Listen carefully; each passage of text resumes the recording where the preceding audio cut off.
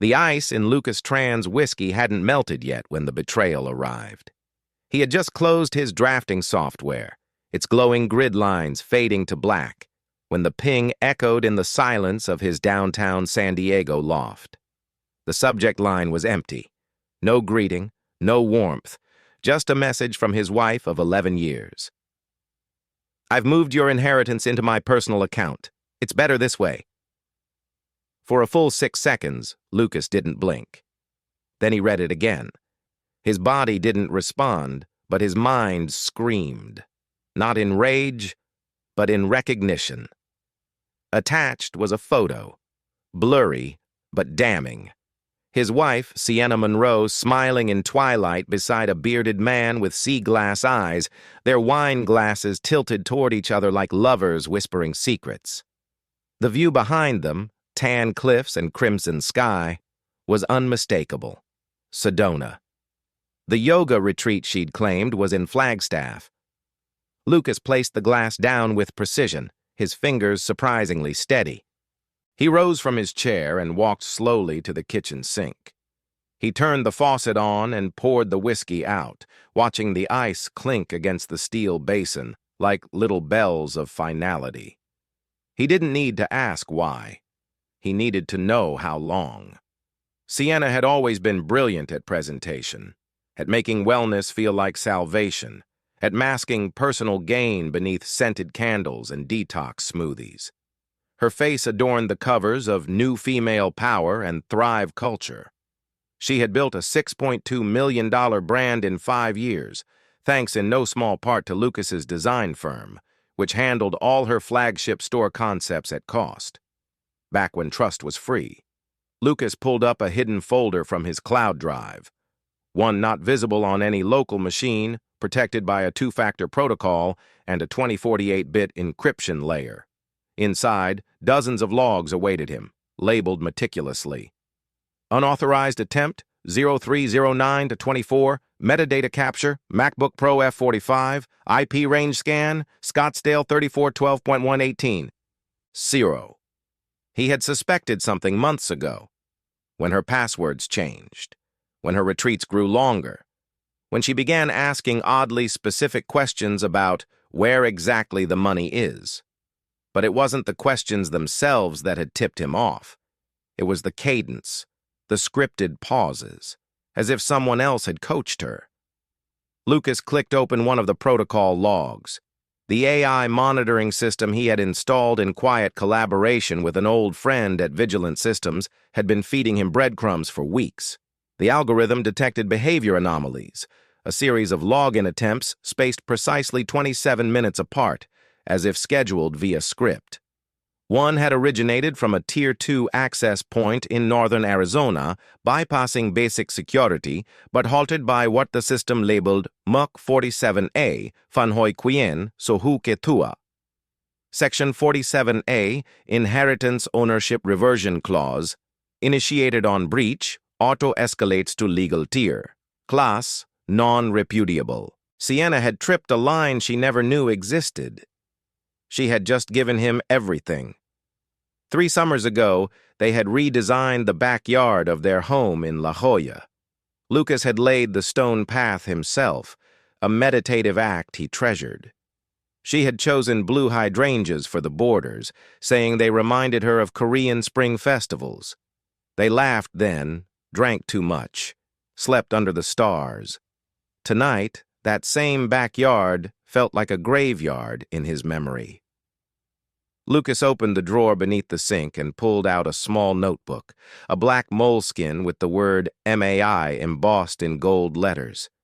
Aunt Mai, the woman who raised him after his parents died, the woman who stitched uniforms overnight at a naval hospital and used her meager paychecks to send him to architecture school. She had died 2 years ago, leaving him everything, including a note. Build something that lasts, something no one can steal. He had honored her wish by placing the $672,000 inheritance into a classified irrevocable trust, using protocols suggested by her attorney, Rita Wallace. The trust, managed through Brightstone Institutional, was structured in layers, with fail-safes designed for adversarial intent. It lived in a segment of legal space referred to by the firm as Unrecorded Layer Class 2B, intentionally obscured from standard marital asset discovery. Sienna hadn't just crossed a boundary. She'd stepped into landmine territory. Lucas sat back down in front of his terminal. He opened the email again. There was still no greeting, no apology, no request for understanding, just assumption of ownership. A quiet laugh escaped him. He typed back 6 words. "Thanks for letting me know. L." Then he archived the message and closed the window. He would deal with the fallout in the morning. For now, he did what he hadn't done in months. He slept.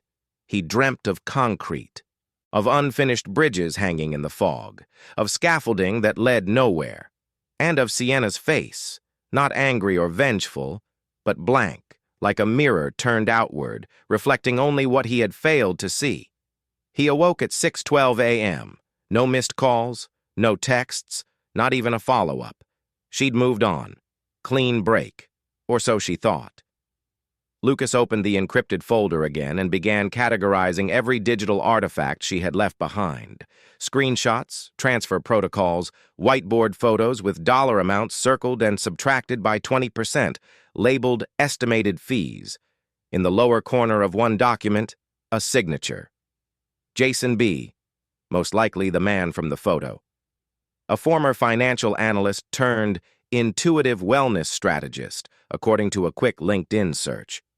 Previously employed at an investment firm sued for data profiling without consent. Interesting. Lucas sent a single message to Rita Wallace. Need to activate Scenario 3. She tripped 47A. Full trace logs incoming. Her reply came 5 minutes later. Received. No further action until legal scan complete. Recommend silence. Lucas nodded at the screen. Let the silence speak. 3 hours later, Lucas was at his firm's headquarters, presenting a new design pitch to a medical tech startup. The client asked about integrating biometric feedback into the layout, live heart rate data displayed in rooms to encourage user awareness. Lucas smiled, but internally flinched. That was Sienna's world. Just remember, he said to the room, transparency must never come at the expense of consent. His colleague, Andre Pierce, rolled his eyes. Unless you're trying to survive in this market, Andre mumbled. That afternoon, Lucas passed Andre in the parking lot. The man leaned against his Tesla, smirking. I hear Sienna's retreat went well, he said. Did she find her center? Lucas didn't stop walking, but his mind filed it away. By evening, Rita had sent the preliminary trace packet. 3 separate transfer attempts had been blocked by the trust's embedded AI. March 9th, Sedona, AZ, 9:17 p.m. March 15th, Scottsdale, AZ, 10:02 a.m. April 2nd, Home IP, San Diego, 1:24 a.m. All failed. All logged, all tied to Sienna's devices. The last attempt, made from their shared home, was done while Lucas was at a conference in Chicago. She had used his biometric login on an old iPad, but failed to answer challenge question 3, Mai's hospital code. Only he knew it, VA 7312.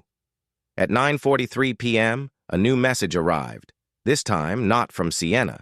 It was from an address he didn't recognize, but the contents were unmistakable. You don't want this to go public. Delete the logs. Walk away. Let her keep it. JB. There was no attachment, no traceable IP. But Lucas recognized the pattern, the spacing between sentences, the rhythm.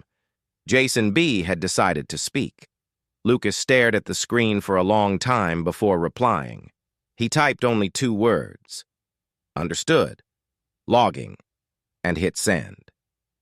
Then he forwarded the email to Rita with the note. Threat received. Activating Layer 2C. Awaiting countermeasure protocol. He stood by the window, watching the city lights shimmer like buried data points in the dark. He had no rage left. Only resolve. If you've ever felt invisible after giving everything to your work, tap like or type 1. Some silences are louder than screams. The first data breach didn't come from outside, it came from the office printer. At exactly 6:43 a.m. the next day, Lucas Tran entered the design bullpen of Nova Studio Group and found the main Epson unit spewing out page after page of high-resolution screenshots, his screenshots, trust fund login interfaces, timestamps, security diagrams from Brightstone Institutional. He froze.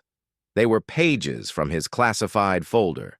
Someone had accessed his cloud backup, decrypted at least 2 layers of redundancy, and printed them like a damn quarterly report. Worse, they had done it through the company's shared network. Lucas reached for the stack. On the final page, scribbled in thick red marker, were 4 words: delete or get buried. That wasn't Sienna's style. This was someone else, someone closer. 10 minutes later, he was in the server room with Jared Cho, head of IT infrastructure. Jared looked pale. "We log every cloud-to-local transfer," Jared said, scrolling through the admin panel. "But this came from an account tagged as Executive Override. That's an old developer backdoor. Andre must have still had access." "Why the hell would he?" Lucas started, but stopped. Andre Pierce, the man who had once shared a cubicle with Lucas during their architecture internship. The man who now eyed Lucas's director seat like a predator studying a weakened alpha. "Andre's been pushing AI-integrated design solutions without consent from compliance," Jared said quietly. "He wants to run behavioral data from clients through predictive modules."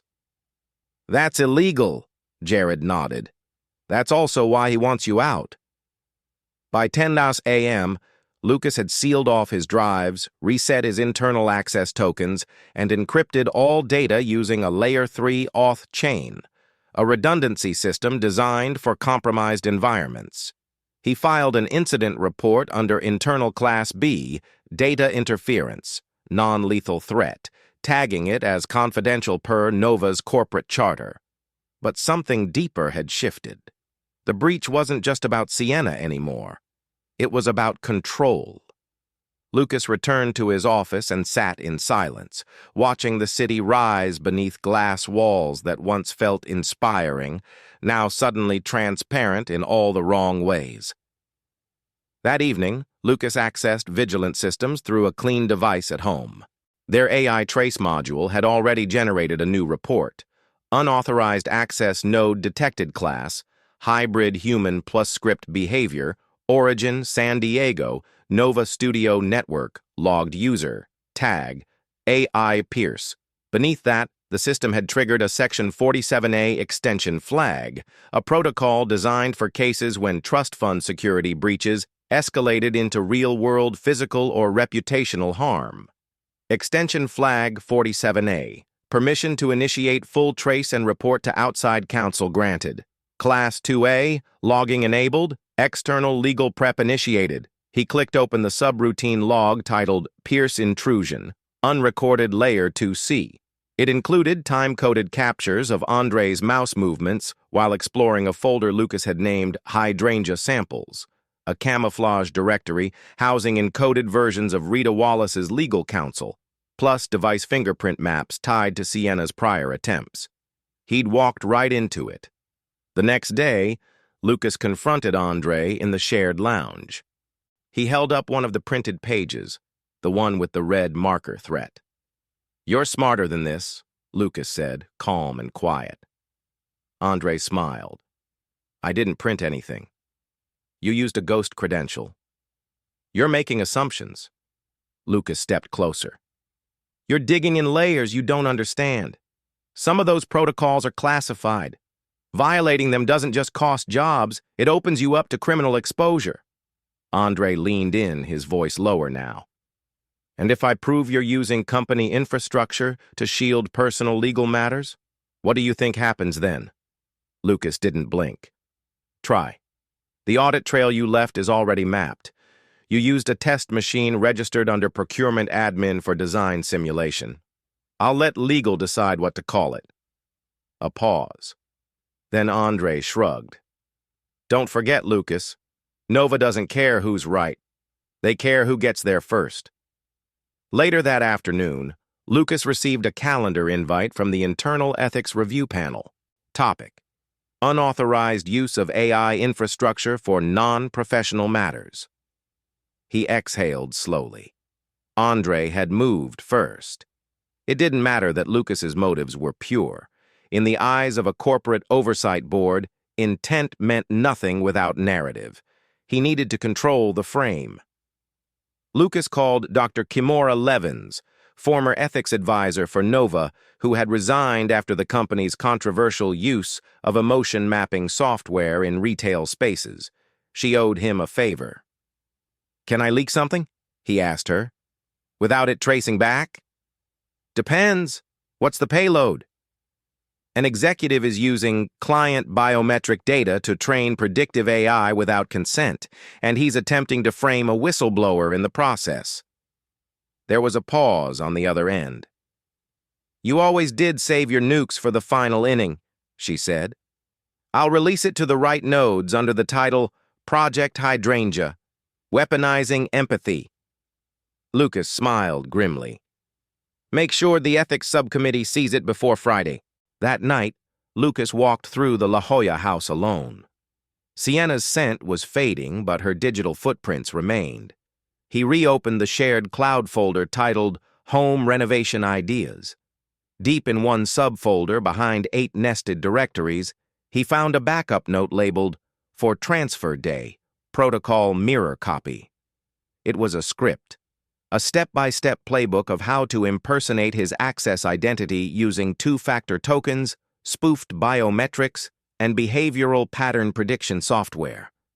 In the notes, the term protocol swap via UX mimic layer was repeated. Jason's handiwork, no doubt. Lucas forwarded the file to Rita with the note. "We now have behavioral spoofing. Recommend immediate escalation to Section 47A+. Her response came instantly. "Understood. Activating forensic handoff to compliance review. Suggest silence until motion filed." Lucas stared at the house around him, designed to hold love, now holding evidence. The ethics panel met 2 days later. Lucas entered the boardroom alone. Andre was already seated, flanked by 2 legal observers. The chairwoman, a data scientist named Rivera, began the meeting by outlining the allegations. Lucas listened. He waited. And then, when permitted, he spoke. He detailed the classified architecture of the trust, the forensic audit trail showing external access, the AI-generated logs, the printed threats, and Andre's system backdoor. He referenced MOOC 47A and the legal protections it invoked. And then he presented his final piece, a signed affidavit from Jared Cho, time-stamped logs, and a notification from Brightstone's legal counsel that Section 47A had been formally activated and under review. Andre's face changed color. Lucas ended with a single sentence. This wasn't a misuse of resources. It was a defense against intrusion. The room went silent. That night, Lucas received a message from an unknown number. "You think ethics will protect you? You think laws matter to ghosts?" No name, no trace. But embedded in the message was a link. He clicked it from a sandboxed VM. The screen loaded a live feed of Sienna in a yoga studio in Scottsdale. Her phone sat beside her mat. The camera zoomed in. Timestamp now. Lucas watched for 20 seconds, then closed the feed. He didn't need fear. He needed patience. Back in his loft, Lucas sat down at his desk. He drafted a report for Rita outlining every piece of digital evidence, each protocol tag, and the exposure footprint left by Jason Berkeley and Andre Pierce. He signed the report with one sentence. The data trap closed itself. As he hit send, he reached for the whiskey he hadn't touched in days. This time, he drank. If you've ever had your integrity questioned by people who play dirtier, drop a like or type 1. Some fights aren't loud. They're logged. The boardroom projector was already on when Lucas entered. On the screen, in full 4K resolution, was a heat map overlay of his home office.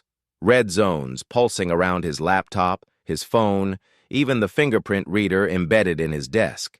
In the corner of the image, a timestamp. April 2nd, 2:13 a.m. The same night Lucas had been in Chicago. The same night someone had tried to access the trust fund using spoofed biometrics. And sitting at the front of the room, arms crossed, voice cold, was CEO Julian K. Shaw. "I'm going to ask you once," Shaw said. "Did you use company surveillance tools to monitor your wife?" Lucas didn't blink. "No." "Did you route AI infrastructure through the network to protect a personal asset?" "No." Shaw clicked the remote. Another image appeared, a capture of Lucas's project folder from Vigilant Systems. Tag, TrustWatch Encryption Override, Muck 47A. "Then explain this," Shaw said. There was a sound in the room, subtle but deafening. The sound of people stepping back, distancing themselves without moving. Lucas scanned the room. Andre Pierce, seated to the left, leaning just enough to seem uninvolved. Legal counsel Clara Nguyen flanking the CTO. No one made eye contact. "This was activated under a classified legal clause," Lucas said calmly. "Section 47A under Brightstone's Trust Protection Charter. And you routed that through our network?" "I routed nothing. The AI flagged intrusion attempts. I followed the law." Julian's eyes narrowed. "We build smart cities, Lucas, not personal firewalls." "I wasn't building a wall. I was sealing a leak." 2 days earlier, Lucas had received a warning from Rita Wallace. "A subpoena request was filed this morning. Nova is being asked to disclose your access patterns under discovery." "Andre's people are digging for impropriety." Now he understood the speed of this ambush. They were trying to collapse him from the inside.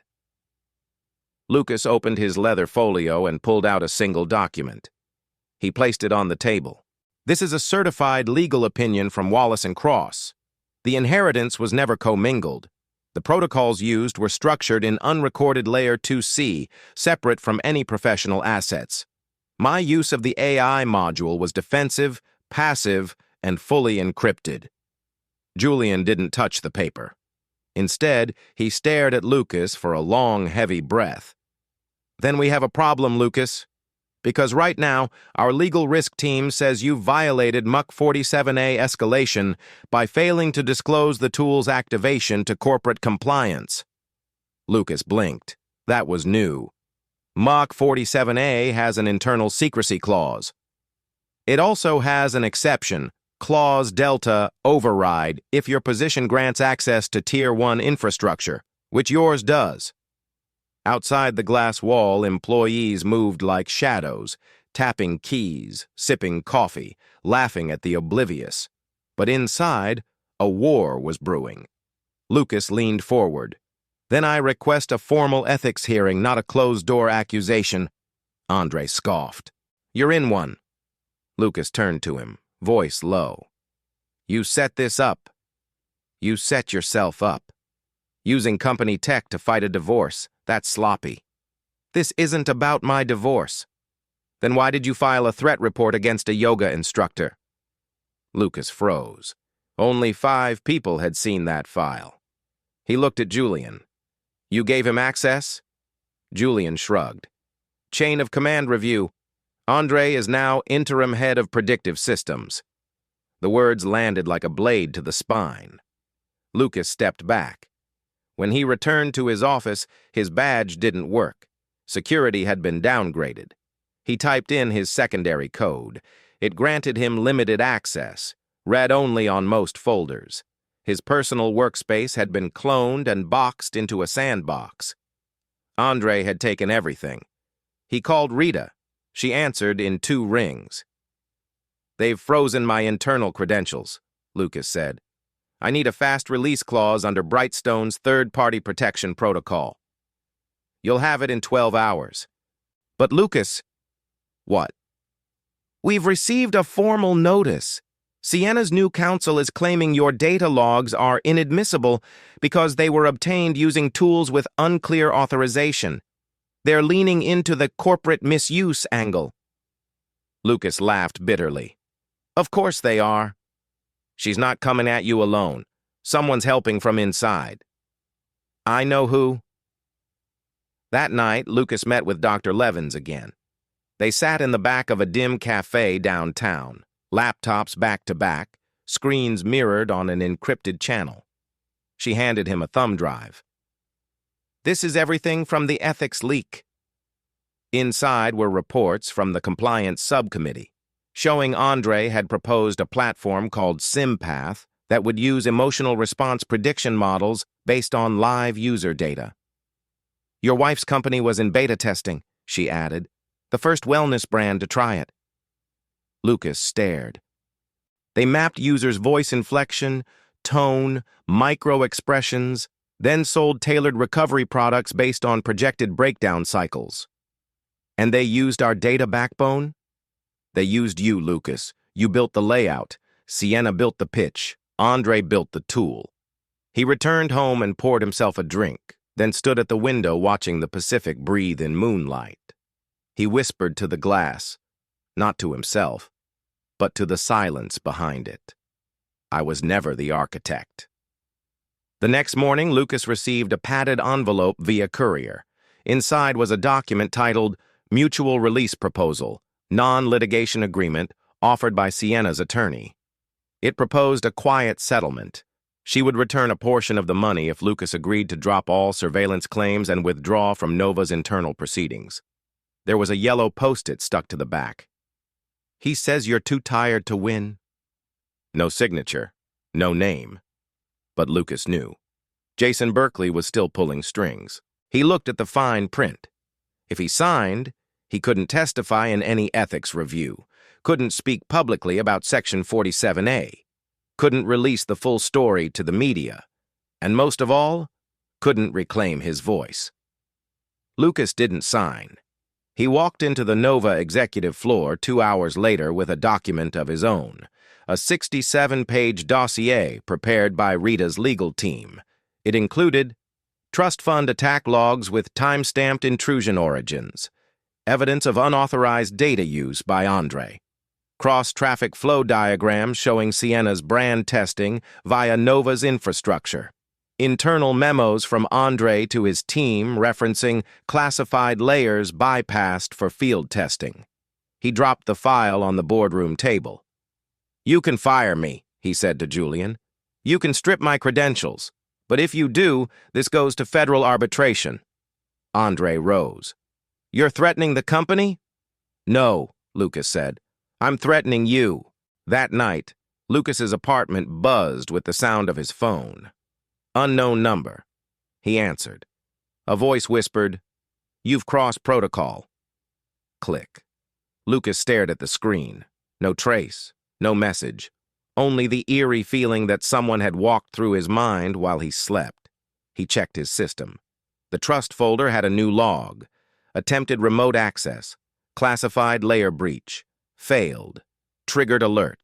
Muck 47A ghost layer defense. The AI had done its job, but the war wasn't over. If you've ever watched someone hijack credit for your work and remain calm anyway, drop a like or type 1. Some storms are fought in silence.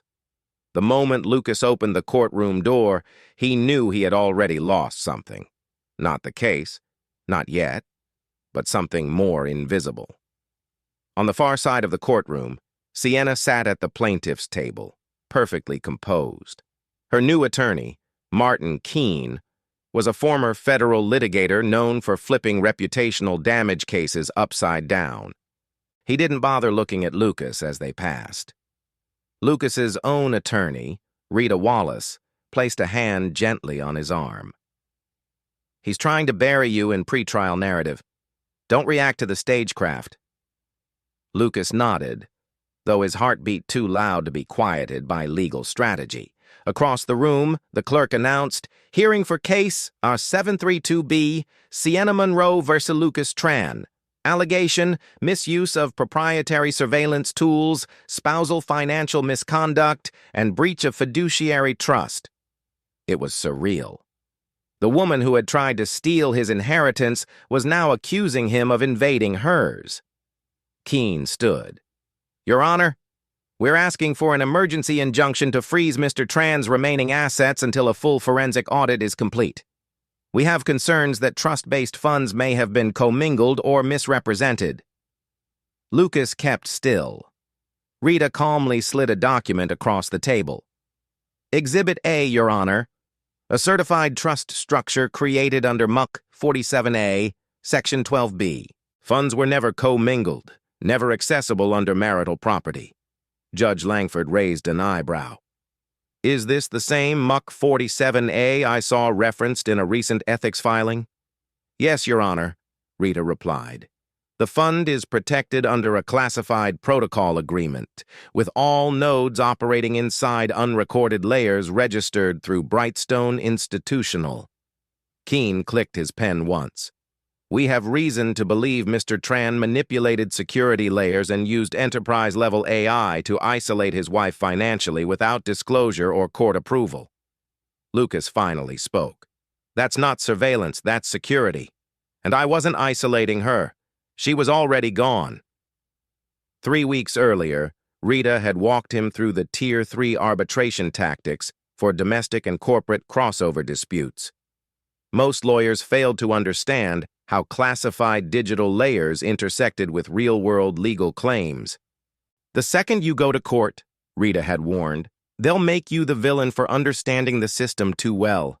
It won't be about what you did. It'll be about how hard it is to explain it." She had been right.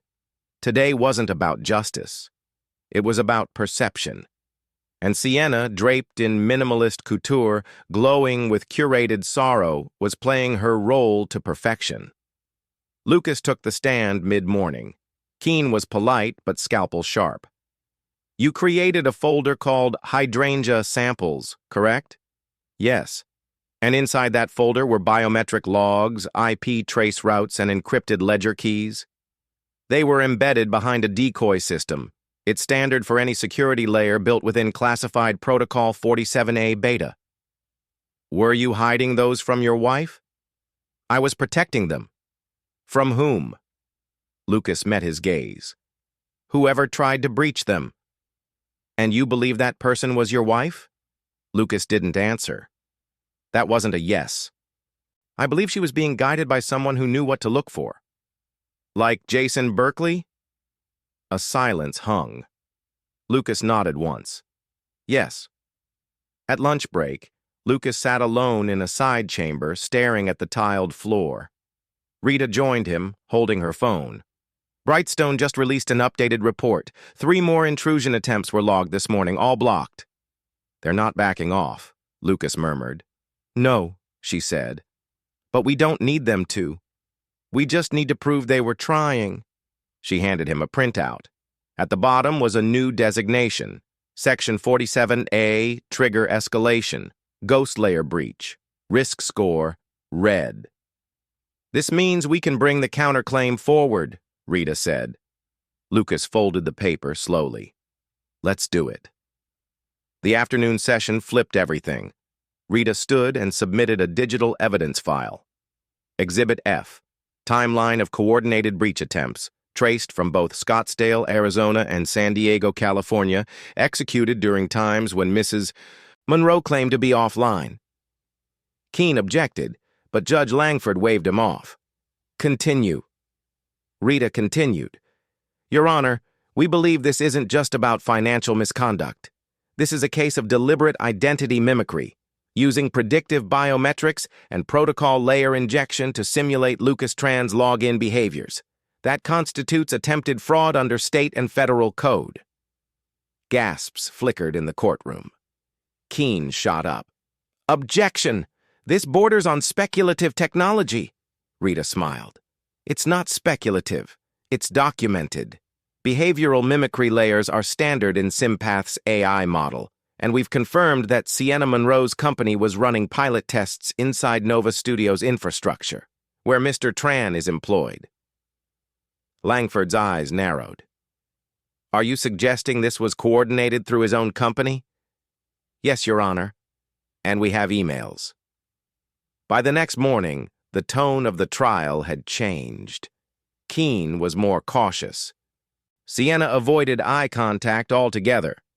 Lucas sat quietly while Rita read aloud from a memo Jason Berkeley had sent to an engineer. Tran keeps everything inside nested layers. If we can get the keystroke patterns right, the rest folds. And another. Sienna's going to trigger the email by midnight.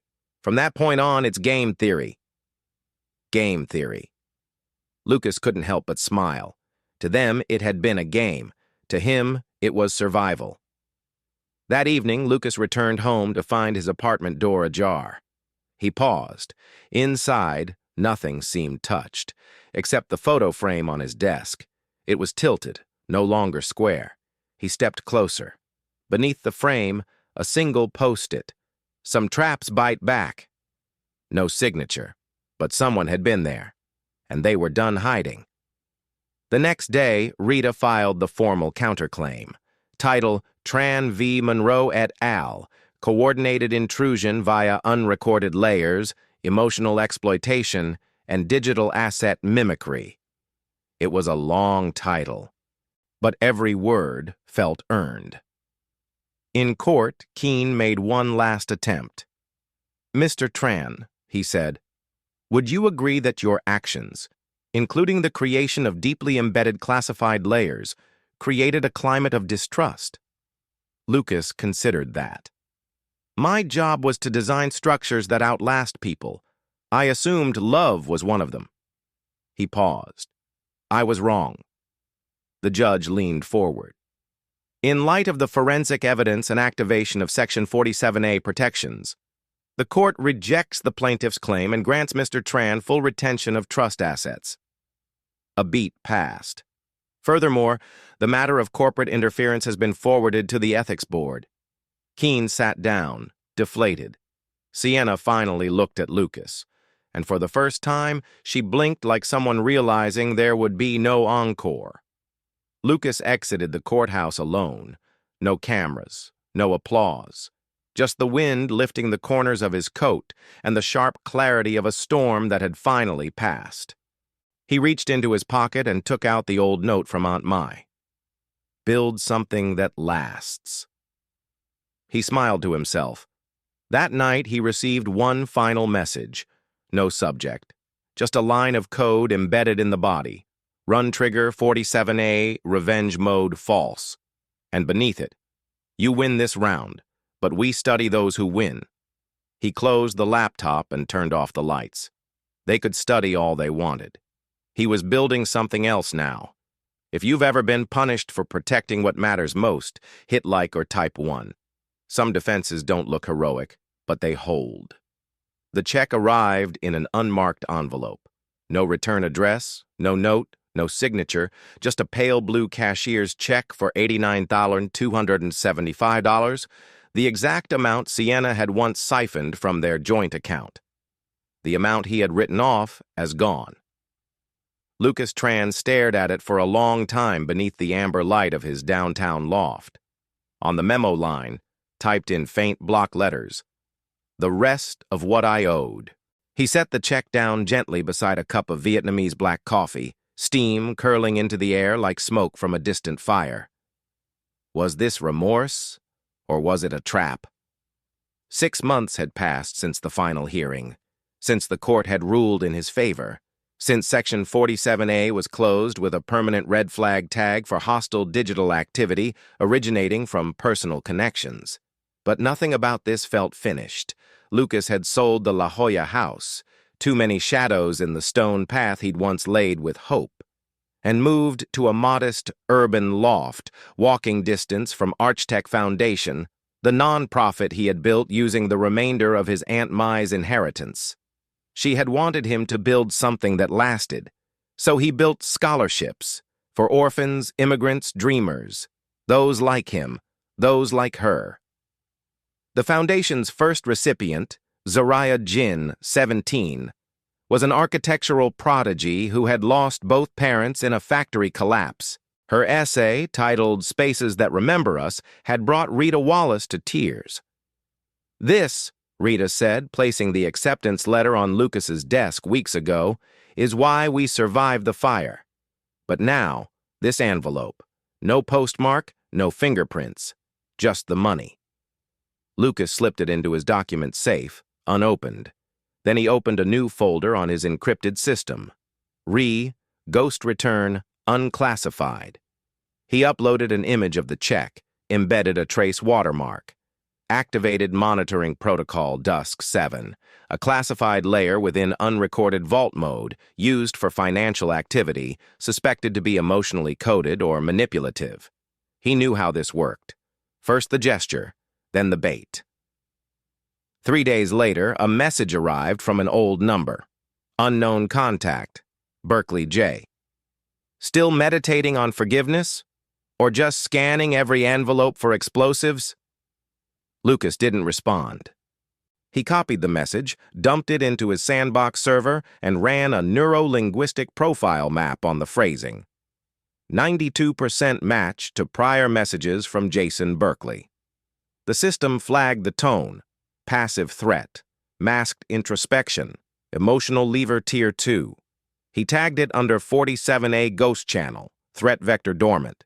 Then he did what Jason never expected. He replied, "Come talk. One time, one location, no signal devices." They met at a public park. No wires, no files, no phones. Just two men on a bench beneath a blood-orange sunset. The ocean murmuring in the distance like a secret waiting to surface. Jason looked diminished. Not unwell, just ordinary, which somehow made him more dangerous. "You built a fortress," Jason said, "and you still lost everything." "I built a boundary," Lucas corrected, "and I still have everything that matters." Jason chuckled. "She wanted to bankrupt you emotionally, not financially. I just gave her the map." Lucas nodded slowly. "That's where you made your mistake." Jason raised an eyebrow. "Oh? I don't design for people, I design around them."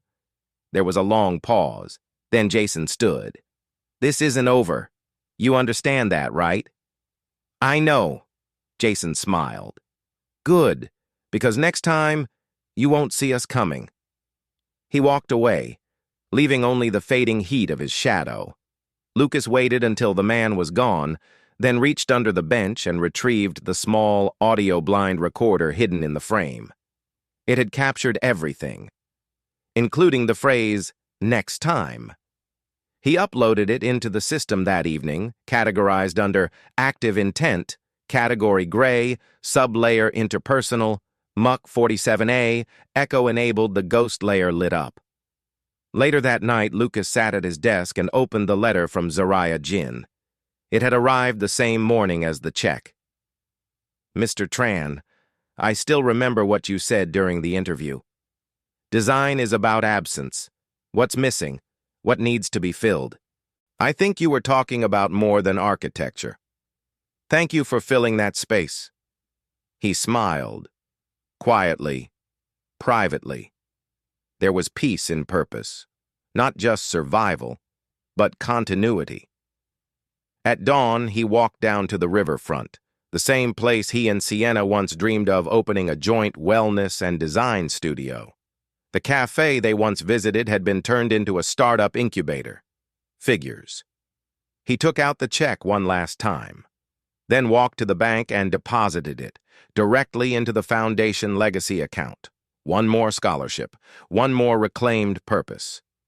That evening, as twilight laced itself over the city, Lucas returned to his loft. A text awaited him from Jared, his former IT colleague. "FYI, found dormant beacon in Nova's server cache. Still pinging your old trust account every 72 hours. Same signature from AZ." Lucas stared. Berkeley was still watching. He replied, "Let it ping. Let them wait." Then he opened his design terminal. Started a new project. Working title, The Quiet Fortress. A concept home built on trustless infrastructure, air-gapped servers, quantum-proof protocols, rooms that sealed and unsealed based on behavioral resonance, not access cards, architecture as defense, space as sanctuary, every detail encrypted in a classified protocol mapped to unrecorded Layer 3, behind a failed dead man's switch tied to a Muck 47A closure code. Not a home, a message. As midnight neared, Lucas sipped his coffee and stared out at the glowing skyline. San Diego had stopped whispering secrets. Now it listened. And somewhere in the silence, he heard his Aunt Mai's voice again. "They can take your time, not your design." Then came the final message. No number, no interface, just a hard-coded pop-up on his offline machine. RE systems observed. Next attempt will be cooperative. Consent optional. He stared at the blinking cursor. A chill settled in the air. This wasn't over, but he was ready. He closed the window, locked the system, and stood. Time to rebuild.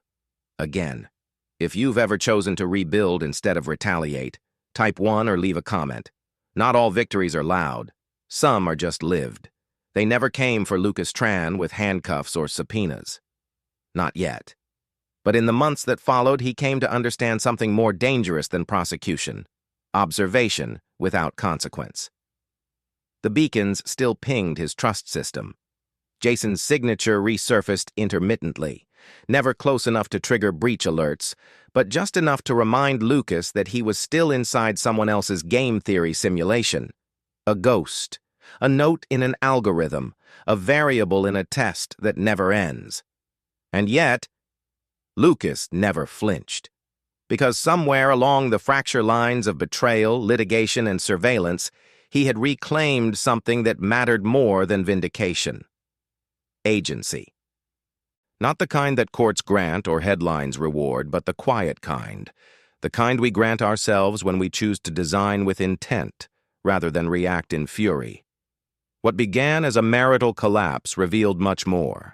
A world where data had outpaced ethics, where AI tools designed for optimization were quietly weaponized for emotional leverage, and where the people who truly understood the system were often the first to be punished by it. Lucas wasn't surveilling anyone. He was protecting his legacy. But the tools he used, pattern detection, behavior tracking, unrecorded layer encryption, were the same ones that, when misunderstood, made him look guilty by mere competence. The Muck 47A protocol, once intended to safeguard personal inheritance, ended up revealing a broader societal illness. When laws and machines evolve faster than human comprehension, truth is no longer self-evident. It's engineered. We live in an era where trust is no longer a handshake. It's a token string, a multi-factor ping. A trail of metadata decisions that say more about us than any diary ever could. Sienna didn't just betray Lucas with emotion, she betrayed him with intentional misuse of data access, coordinated through someone trained to exploit blind spots in behavior-based security. In a world increasingly governed by predictive systems and digital identity mirroring, the question is no longer, who are you? But rather, who has the most accurate version of you? And what will they do with it? Lucas's response wasn't revenge, it was structure. He rebuilt his identity in code, in scholarship, in frameworks that outlast malice. His foundation now supports a new generation of thinkers, those trained not just in architecture of buildings, but in the architecture of boundaries. One student recently asked him, "What's the difference between walls and prisons?" He smiled and replied, "Consent." That answer lingers. Because maybe that's the real story here, not one of loss, but of awakening. Not about betrayal, but about redefinition. We also saw something else in Lucas's journey, a reflection of workplace invisibility. Lucas was competent, quiet, predictable, so the system saw him as manageable, until he wasn't. Until he built classified protocols that outsmarted his rivals. Until he spoke legal language inside emotional warfare and refused to fold when the chain of command collapsed around him. We live in a time where soft-spoken expertise is often dismissed, until the moment it becomes essential. And by then, it's usually too late. There's one final paradox worth sitting with. Lucas didn't win because he fought harder. He won because he understood the system deeper than those trying to break it. He didn't weaponize surveillance. He just stopped pretending it wasn't already weaponized against him. So maybe the real question is this. If you were being monitored, manipulated, or misunderstood in your own life, would you recognize it? And if you did, would you have the courage to reclaim your name? A gentle challenge to you. Have you ever felt dismissed just because you understood something others didn't? Have you ever been punished for trying to protect what mattered? If so, share your story in the comments. Someone reading might need it more than you think.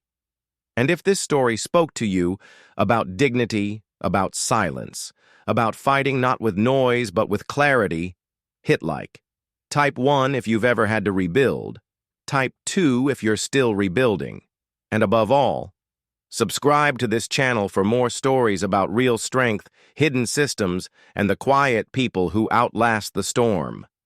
Because the next story, it might be yours. Would you bring it back?